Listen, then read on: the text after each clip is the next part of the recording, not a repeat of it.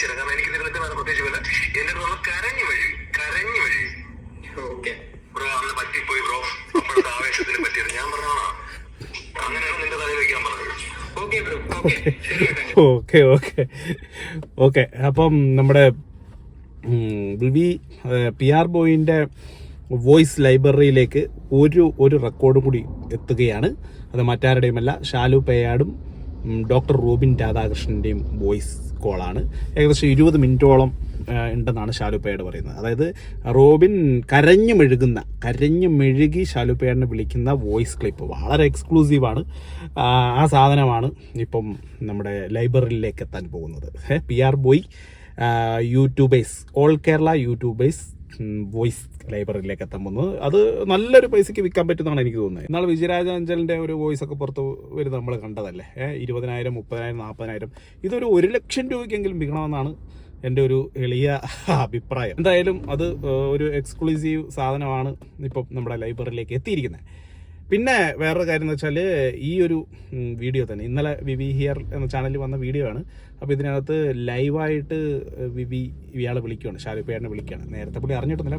പുള്ളി എന്തോ പണി ചെയ്തുകൊണ്ടിരിക്കുന്നതിൻ്റെ ഇടയ്ക്ക് വളരെ സർപ്രൈസായിട്ട് വിളിക്കുകയാണ്. തിരക്കാണോ ചോദിക്കുന്നുണ്ട്. അല്ല ഞാൻ പണിയാണടാ, എന്നാലും നമുക്ക് സംസാരിക്കടാ, എത്ര നേരമാണ് സംസാരിക്കാൻ ഓപ്പറോളടാ എന്ന് പറഞ്ഞിട്ടാണ് സംസാരിക്കുന്നത്. അപ്പം നമുക്ക് അതിനെക്കുറിച്ചൊന്നും സംശയമേ ഇല്ല കേട്ടോ, അതൊക്കെ സത്യമായിട്ടുള്ള കാര്യമാണ്.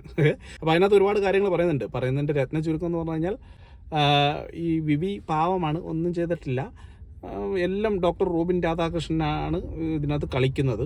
ഞാൻ പിന്നെ എൻ്റെ മാപ്പ് വീഡിയോ അവൻ്റെ അക്കൗണ്ടിൽ നിന്ന് ഡിലീറ്റ് ചെയ്യാൻ വേണ്ടി അങ്ങനെയൊക്കെ പറഞ്ഞു തന്നേ ഉള്ളൂ. സായിയായിട്ട് സംസാരിച്ചൊക്കെ അതിൻ്റെ ഭാഗമായിട്ടാണ്. അല്ല, വിവി പാവമാണ് എന്നാണ്. 1.5 വർഷം കഴിഞ്ഞപ്പോൾ എൻ്റെ പറയാണ് മാപ്പ് വീഡിയോ ഇപ്പൊ ഡിലീറ്റ് ചെയ്യാം, പക്ഷെ ഇത് ഇപ്പോഴാകുമ്പോ വിവിയുടെ തലയിൽ എല്ലാം കൂടെ വെച്ചു കൊടുക്കാം അങ്ങനെയാണ് പറഞ്ഞത്.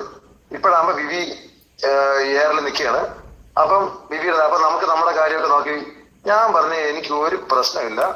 ആക്ച്വലി വിവി അല്ല, ഞാൻ വീഡിയോയിൽ അവൻ ഇട്ടേക്കണ വീഡിയോയിൽ നീ നോക്ക് അതിനകത്ത് കൃത്യമായിട്ട് പറഞ്ഞിട്ടുണ്ട് വിവിയുടെ അല്ല ഞാൻ വീഡിയോ കൊടുത്തത്, ഞാൻ മൂപ്പന്റെ വീഡിയോ കൊടുത്തത്. വീഡിയോ ഒക്കെ നമ്മൾ കണ്ടതാണ്. അതിനകത്ത് കുറെ കാര്യങ്ങൾ പറയുന്നുണ്ട്. ഇപ്പൊ പറയുന്നത് ഷാലു പേയാട് വിവിനോട് പറയുന്നത് എടാ നീ ഒന്നും ചെയ്തിട്ടില്ല, അങ്ങനെ തന്നെയാണല്ലോ ഞാൻ അവിടെയും പറഞ്ഞതെന്ന്.